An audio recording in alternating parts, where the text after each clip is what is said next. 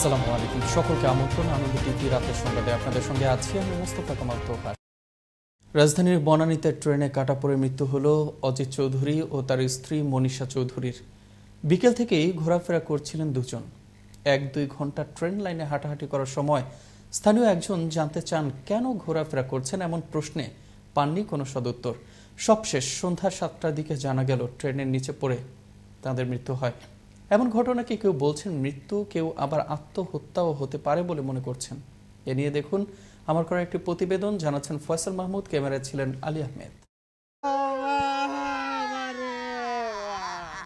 বৃহস্পতিবার রাজধানীর বনানীতে ট্রেনে কাটা পড়ে মৃত্যু হলো অজিত চৌধুরী ও তার স্ত্রী মনীষা চৌধুরীর। বিকেল থেকেই ঘোরাফেরা করছিলেন দুজন। 1-2 ঘন্টা ট্রেন লাইনে হাঁটাহাঁটি করার সময় স্থানীয় একজন জানতে চান কেন ঘোরাফেরা করছেন, এমন প্রশ্নের পাননি কোনো সদুত্তর। সবশেষ সন্ধ্যা 7টার দিকে জানা গেল কমলাপুর থেকে ছেড়ে আসা ব্রহ্মপুত্র এক্সপ্রেসের নিচে কাটা পড়েন তারা। এতে ঘটনাস্থলেই তাদের মৃত্যু হয়। মাগরিবের আগে ওনারা দুজনে দেখে গেছে বসে রয়েছে। মাগরিবের নামাজ পড়ে আসছি যে একটা লোক বললো দেওরে গে ভাই ওইখানে একটা মহিলা একটা পুরুষ রেলের তলে পড়ছে, আসে এই অবস্থা।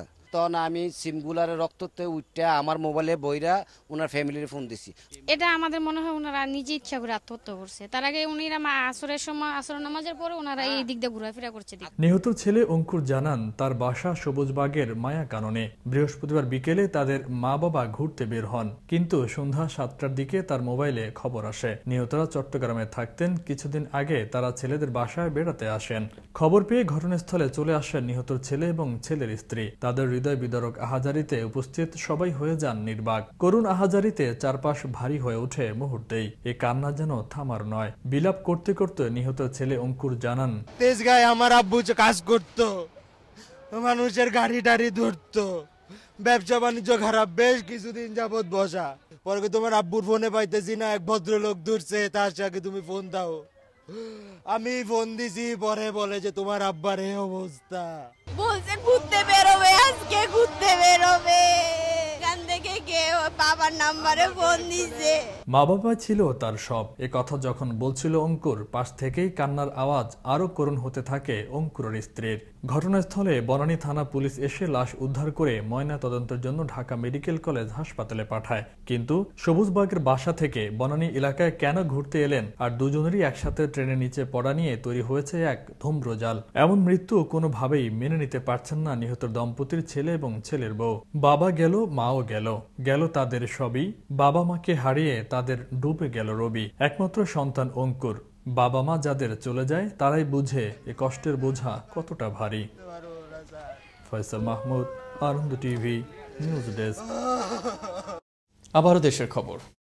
চাঁদপুরের হ্যামচার উপজেলার গাজীর বাজার ইনসাফ সমাজ কল্যাণ পরিষদের উদ্যোগে দিনব্যাপী ফ্রি মেডিকেল ক্যাম্প অনুষ্ঠিত হলো। এতে অসহায় দরিদ্র মানুষকে চিকিৎসা ও ওষুধ দেওয়া হয়। শুক্রবার সকালে উদ্বোধন করেন হ্যামচার উপজেলা পরিষদের চেয়ারম্যান নূর হোসেন পাটোয়ারি। গ্রাম বাংলার হারিয়ে যাওয়া ঐতিহ্যবাহী নৌকাবাজ প্রতিযোগিতার সমাপনী অনুষ্ঠান অনুষ্ঠিত হল চাঁপাইনবাবগঞ্জে।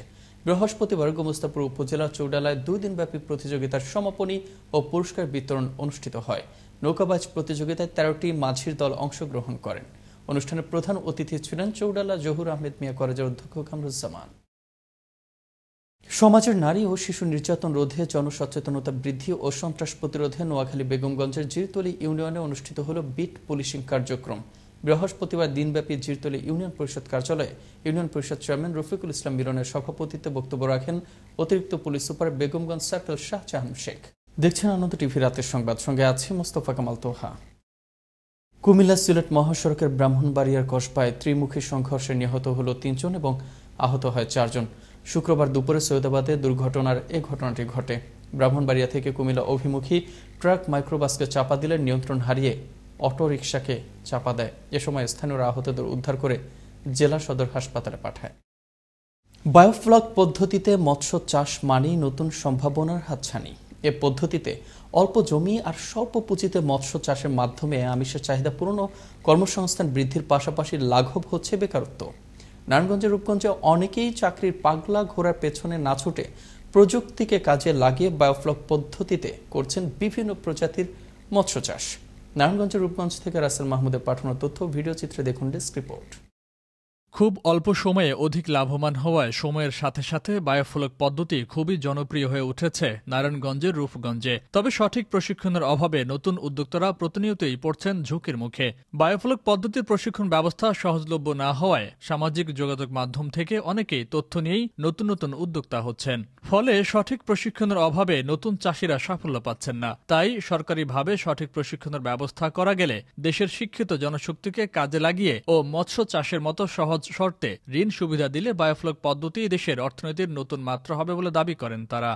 সরকারি কোনো ভালো ট্রেনিং পায় বা যারা বেকার আছে তাহলে তারা অগ্রসর হতে পারবে। বায়োফ্লক পদ্ধতিতে যে মাছ চাষের যে সিস্টেমটা এটা আমি করতে যাচ্ছিলাম। আরেকটা বিষয় হচ্ছে এই বায়োফ্লকে যতদূর জানলাম যে বায়োফ্লক করলে বায়োফ্লকের মাধ্যমে মাছ চাষ করলে আপনার একদিকে বেকারত্ব দূর করা সম্ভব। আমরা সব জাতের মাছ মোটামুটি ভালোই চাষ করতেছি। যারা বেকার আছে মনে হয় তারা যদি বায়োফ্লক করে তারা মনে হয় বেকার সমস্যাটা সমাধান হইব।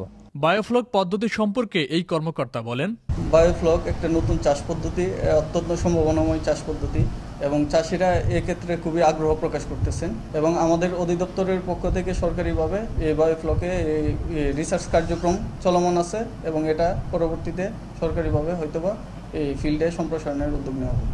আর উপজেলা নির্বাহী অফিসার জানালেন, বায়োফ্লক পদ্ধতি খুবই নতুন ও প্রযুক্তি নির্ভর। সরকারি নির্দেশনা পেলে উদ্যোক্তাদের সর্বোচ্চ সুযোগ সুবিধা দেওয়ার আশ্বাস দেন তিনি। বায়োফ্লেক্স পদ্ধতিতে মাছ চাষ এটা একদমই নতুন আমাদের দেশের জন্য। এখনো আসলে এটা সারা দেশে ব্যাপক আকারে শুরু হয়নি। রূপগঞ্জ সহ দেশের বিভিন্ন জায়গায় এটা মাত্র পাইলটিং বেসিসে শুরু হয়েছে। আমরা যদি রিসার্চের মাঝখানে এটা পাই যে এটা আসলেই ফ্রুটফুল, তখন এটা আমরা সারা দেশে ছড়িয়ে দেওয়ার জন্য নানান রকম উদ্যোগ গ্রহণ করতে পারি। অর্থনীতির জাতাকলে পিষ্ট যখন পুরো বিশ্ব, তখন দেশের মাটিতেই ঘুরে দাঁড়ানোর প্রাণান্তকর চেষ্টা চালিয়ে যাচ্ছে বেকার যুবকরা। স্বেচ্ছায় এমন উদ্যোগ নেয়া যুবকদের সরকারি সাহায্য সহযোগিতা প্রাপ্তি নিশ্চিত করা গেলে অর্থনীতির চাকা হবে আরও বেগবান। ফয়সাল মাহমুদ, আনন্দ টিভি, ন্যাশনাল ডেস্ক।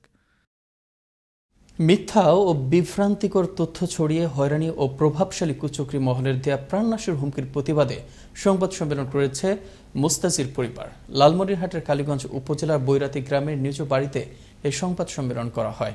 সংবাদ সম্মেলনে দাবি করা হয়, সড়ক দুর্ঘটনায় নিহত এক ব্যক্তির লাশ মহাসড়কে রেখে মিথ্যা ও বিভ্রান্তিকর তথ্য ছড়িয়ে তার পরিবারকে হয়রানি করছে একটি প্রভাবশালী কুচক্রী মহল। রংপুর নগরের স্টেশন এলাকায় একটি আবাসিক হোটেলের ৫ নম্বর কক্ষ থেকে আরজিনা নামে নারীর লাশ উদ্ধার করল পুলিশ।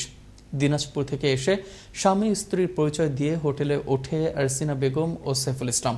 হোটেলের লোকজন রুমটি তালাবদ্ধ দেখে পুলিশকে খবর দেয়। পুলিশ এসে দরজা ভেঙে লাশ উদ্ধার করে। তারা এখানে স্বামী স্ত্রীর পরিচয়ে এখানে এই আবাসিক হোটেলে উঠে এবং সকাল ৮টার দিক থেকে ওই স্বামী পরিচয় যে ছিল সে নাই, এখান থেকে চলে যায় এবং তালা গিয়ে রুমটা তালা দিয়ে চলে গেছে। পরবর্তীতে তাদের সন্দেহ হয়েছে, তখন 12:30 1টার দিকে তারা কনফার্ম করেছে যে না, ভিতরে একটা লাশ পড়ে আছে। এই ছিল এখনকার মতো। করোনা থেকে আপনি এবং আপনার পরিবারকে সুরক্ষিত রাখতে সরকারি নির্দেশনা মেনে চলুন। জরুরি প্রয়োজন ছাড়া বাসা থেকে বের হবেন না। আনন্দ টিভির সর্বশেষ সংবাদ এবং বিনোদন সবার আগে দেখতে যুক্ত হন www.facebook.com/anandotv এই ঠিকানায়। ধন্যবাদ সবাইকে। শুভরাত্রি।